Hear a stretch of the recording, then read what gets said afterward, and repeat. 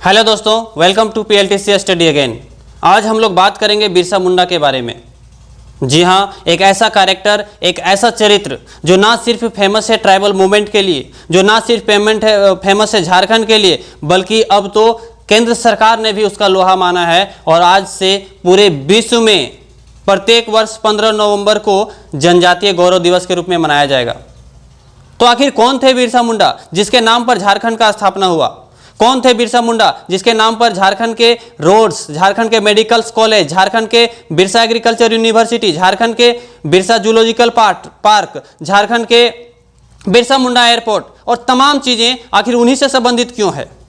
क्यों मोदी सरकार ने उनके जन्मदिन को जनजातीय दिवस के रूप में मनाने का निर्णय लिया? तो जी हां बच्चों, वो साधारण व्यक्ति हो ही नहीं सकता जिसके नाम पर झारखंड की तमाम चीजें हैं। वो साधारण व्यक्ति हो ही नहीं सकता जिसके नाम पर केंद्र सरकार के द्वारा जनजातीय गौरव दिवस के रूप में मनाया जा रहा है। तो आइए हम लोग जानते हैं यहाँ पर कि आखिर बिरसा मुंडा कौन थे। और मुझे ये पूरी यकीन है बच्चों, झारखंड के इतिहास आप जितना अधिक डीप पढ़ेंगे आपको उतना ही अधिक गौरवान्वित महसूस होगा। आपको लगेगा कि हम उस मिट्टी पे जन्म लिए हैं जहां पर इतने बड़े योद्धा थे, इतने बड़े स्वतंत्रता सेनानी थे। हम लोग यूं ही कहते हैं कि 1857 में भारत की प्रथम स्वतंत्रता संग्राम हुआ। हम तो इसको गलत मानते हैं। उसके पहले भी झारखंड के आदिवासियों ने, झारखंड के मूल निवासियों ने, झारखंड के ट्राइबल लोगों ने बड़े बड़े आंदोलन किए। कैसे हम भूल सकते हैं कि जब 1764 में बक्सर का युद्ध हुआ, अंग्रेजों ने उत्तरी छोटा नागपुर हस्तक्षेप करने का प्रयास किया, तो 1766 ईस्वी में पहाड़ी आंदोलन हुआ, 1767 ईस्वी में चुआड़ आंदोलन हुआ, 1784 ईस्वी में one man army Tilka Manjhi ने नाकोचे ने चबवा दिया था। अपने तीर और गुलेल से वहां के सुप्रिटेंडेंट की सीने को छल्ली कर दिया था। बाद में उसे पकड़कर भागलपुर के बरगद पेड़ में उसे फांसी दे दी गई थी। कैसे हम भूल सकते हैं कोल विद्रोह को, और कैसे हम भूल सकते हैं संथाल विद्रोह को, जब 1785 ईस्वी में सिद्धू, कान्हू, चांद, भैरव, फूलो, झानो, ये 6 भाई बहनों ने मिलकर के एक ऐसी आंदोलन की रूपरेखा तैयार किए थे जिससे अंग्रेज या सोचने पर विवश हो गए थे या कहने पर विवश हो गए थे कि यदि भारत के ये निम्न तबके के लोग, असभ्य लोग, अशिक्षित लोग इतने बड़े मूवमेंट कर सकते हैं, तो जिस दिन भारत के मध्यम वर्ग के लोग, अमीर लोग एकत्रित होंगे, उस दिन क्या होगा? इसका एहसास सिद्धू कान्हू ने अंग्रेजों को दिला दिया था। खैर, आज हम लोग बात करेंगे बिरसा मुंडा का। सिर्फ बिरसा मुंडा ही नहीं बल्कि भगवान बिरसा मुंडा का। तो उनका छोटा सा परिचय। उनका जन्म 15 नवंबर 1875 ईस्वी को ओली हातू गांव जो खूंटी जिले में स्थित है, वहां पर उसका जन्म हुआ। उसके पिता का नाम सुगना मुंडा और माता का नाम करमी हातू था। एक बेहद ही गरीब परिवार में जन्म लिया, लेकिन उसके माता पिता ने कोई कसर नहीं छोड़ी उसके लालन पालन करने को। बेहतर लालन पालन किया। उनकी प्राथमिक शिक्षा वहाँ उसी गांव में हुई और 1986 ईस्वी में उसे चाईबासा मिशनरी स्कूल भेजा गया, जहां पर वह 4 साल अध्ययन किए। जब वो 1900 ईस्वी में घर आए, अपने गांव आए, अपने पैतृक गांव आए, अपने जन्मभूमि आए, तब उसे लगा कि हमारे जनजाति लोग, हमारे समाज के लोगों पर बाहरी दबाव काफी ज्यादा है। बाहरी लोगों को वह दीकू कहा करते थे, यानी बाहरी लोगों का दबाव काफी ज्यादा था। साहूकारों का नियंत्रण था। साहूकारों के कर्जों के चंगुल में पूरा समाज फंस चुका था। अंग्रेज लोग धर्म परिवर्तन करा रहे थे। जमींदार लोगों के पास जमीन का मालिकाना हक था और खेती करने के नाम पर काफी ज्यादा लगान लिया जा रहा था। बिरसा आंदोलन की बात करें तो इसके मुख्य कारणों में यही था। खूंटीदारी व्यवस्था को समाप्त की गई थी। खूंटीदारी व्यवस्था एक ऐसी व्यवस्था थी जिसमें पूरा मुंडा समाज मिल करके खेती करते थे और अनाज को फिर बराबर भागों में बांटकर अपनी जीविकोपार्जन करते थे। बिल्कुल खुश थे, बिल्कुल मस्त थे। लेकिन अंग्रेजों का जैसे ही आगमन हुआ, उन्होंने खूंटीदारी व्यवस्था समाप्त की। अब जमीनों में जमींदारों का हक हो गया। किसान सिर्फ खेती करते थे, मुंडा फैमिली सिर्फ खेती करते थे और उसके बदले उसे लगान देना पड़ता था। टैक्स काफी ज्यादा बढ़ा दिया गया था। जो लगान नहीं भर पाता था उसकी जमीनें छीन ली जाती थी। इस तरह से कई लोगों की ज़मीनें छीन ली गई। लोग अपनी ज़मीन को बचाने के लिए साहूकारों से कर्जे लेते थे। इस तरह से उसके कर्जों में वे लोग फंस जा रहे थे। देखते ही देखते अंग्रेज़ों का जो ज़मीन था वो छीन गया। उसके पास खेती करने के लिए ज़मीन नहीं थी, नौकरी करने के लिए, काम मजदूरी करने के लिए उसके पास काम नहीं थे। इस तरह से मुंडा फैमिली बिल्कुल तहस नहस हो गया था। ऐसे में ज़रूरत था एक ऐसे लीडर का जो उन लोगों को लीड कर सके, जो नेतृत्व प्रदान कर सके। उसी समय बिरसा मुंडा अपने मुंडाओं को एकत्रित किया, उन लोगों की एक जनसभा बुलाई। उन्होंने कहा कि यहाँ की जमीन हमारी है और हमारी ही रहेगी, यहाँ के जल हमारे हैं, हमारे ही रहेंगे, यहाँ के जंगल हमारे हैं, वो हमारे ही रहेंगे। जंगलों में भी आदिवासियों को घुसने पर प्रतिबंध लगा दिया गया था। जहां से उसकी जीविकोपार्जन चलती थी उसे भी अंग्रेजों ने अपने कब्जे पर रख लिया था। अब तो मुंडाओं ने इस चीज को ठान लिया बिरसा के नेतृत्व में कि अब हम करेंगे उलगुलान। नहीं चलेगी विक्टोरिया राज, अब आएगा अबुआ राज। अबुआ राज का मतलब होता है बच्चों कि अब आएगा मुंडा राज, नहीं चलेगा विक्टोरिया राज। लेकिन बिरसा मुंडा ने देखा कि इस प्रकार के आंदोलन करने के लिए हमें लोगों को एकत्रित करना पड़ेगा, लोगों को अंधविश्वास से दूर करना पड़ेगा,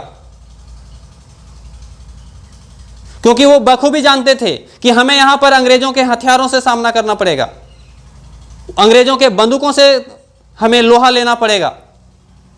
मन ही मन उन्होंने तो ठान लिया कि अब हम अपनी संस्कृति, अपनी सभ्यता, अपनी जंगल, अपनी जल, अपनी जमीन को छीनने नहीं देंगे।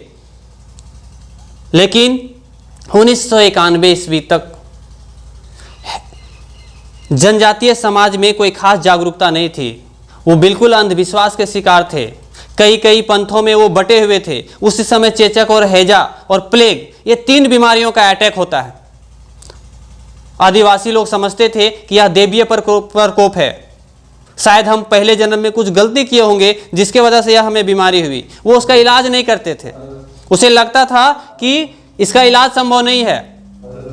तब बिरसा मुंडा ने आंदोलन करने के पहले अपने समाज में कुछ सुधार करने का प्रयास किया। उन्होंने कहा कि सिर्फ और सिर्फ एक भगवान को हम लोग मानेंगे, वो रहेंगे सिंह बोंगा, और तमाम अंधविश्वास, तमाम कुरीतियां, तमाम बुराइयों को हम लोग दूर करेंगे। ऐसा ही हुआ। वो बिल्कुल एक अच्छे सामाजिक बदलाव के रूप में आए। उन्होंने जड़ी बूटियों से दिन रात जो असाध्य बीमारी था उन लोगों को सेवा किया, रोगियों को सेवा किया, और देखते ही देखते बहुत सारे रोगी जो है ठीक हो गए। तब जाकर के लोगों ने उसे कहा कि ये कोई साधारण व्यक्ति नहीं है। लोगों ने उसे धरती आबा कहा, लोगों ने उसे धरती का पिता कहा, लोगों ने उसे भगवान का भी दर्जा दे दिया। और इस तरह से एक साधारण व्यक्ति जिसका जन्म 1875 ईस्वी में हुआ और 1991-92 यानी मात्र 17-18 वर्ष की उम्र में वो धरती आबा के नाम से जाने गए। उसे भगवान का दर्जा दिया गया। जब वह लोगों में पूरी तरीके से प्रसिद्ध हो चुके थे, फेमस हो चुके थे, तब उन्होंने सोचा कि अब हम करेंगे उलगुलान।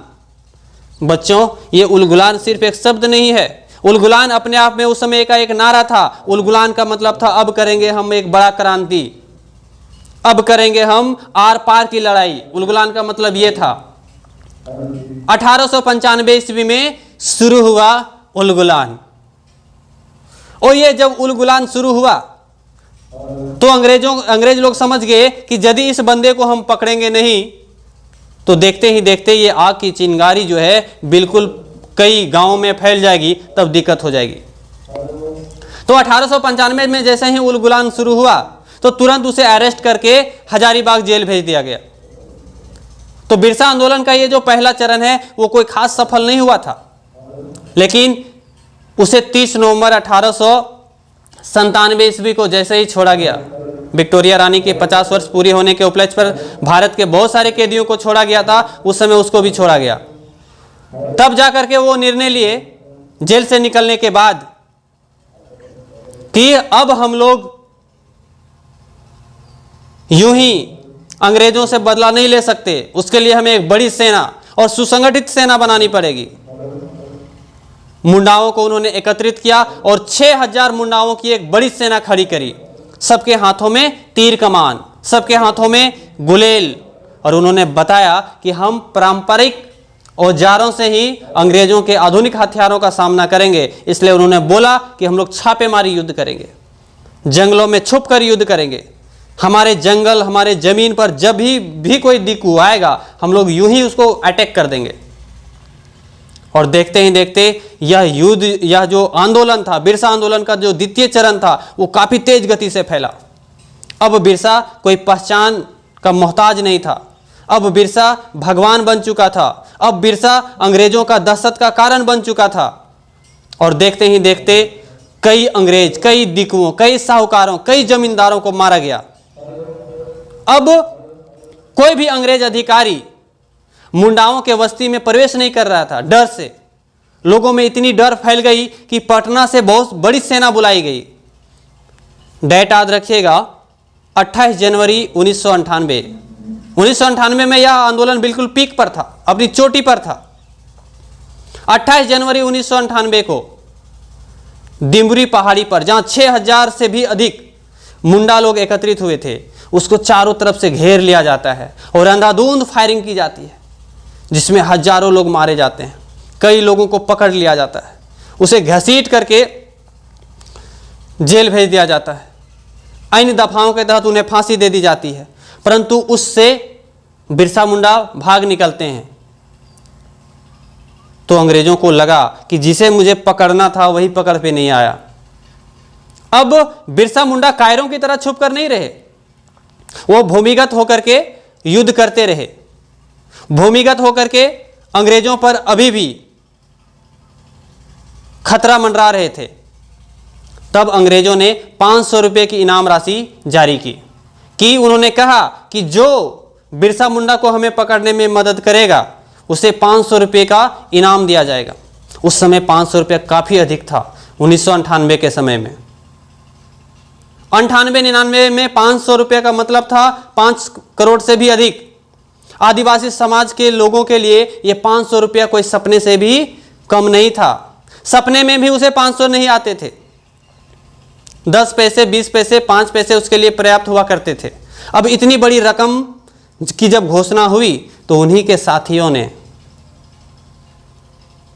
जी हां, बिरसा मुंडा के ही साथियों ने उसके साथ धोखा किया और उसे पकड़कर पकड़वाने में मदद किया।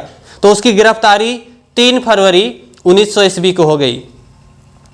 और जब वह गिरफ्तार हुए तो अंग्रेजों को लगा कि अब हम लोग इस आंदोलन को पूरी तरीके से समाप्त कर देंगे। हथियार में थे पूरी ब्रिटिश सेना।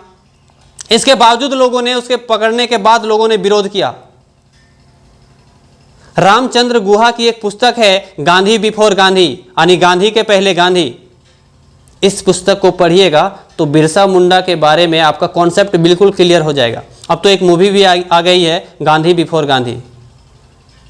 और महान लेखिका महाश्वेता देवी, जिन्होंने जंगल के दावेदार पुस्तक की रचना की है, इस पुस्तक के माध्यम से उसे साहित्य अकादमी पुरस्कार भी मिला है। जंगल के दावेदार पुस्तक जो स्पेशली जनजातियों पर आधारित है, बिरसा आंदोलन पर आधारित है, उसमें वो लिखते हैं कि जब उसकी गिरफ्तारी हुई तो पूरी महिलाएं रो रही थी, बच्चे रो रहे थे, बुजुर्ग रो रहे थे, अपनी छाती पीट रहे थे कि ये बिरसा नहीं पकड़ा गया बल्कि हम लोगों का भगवान पकड़ा गया है।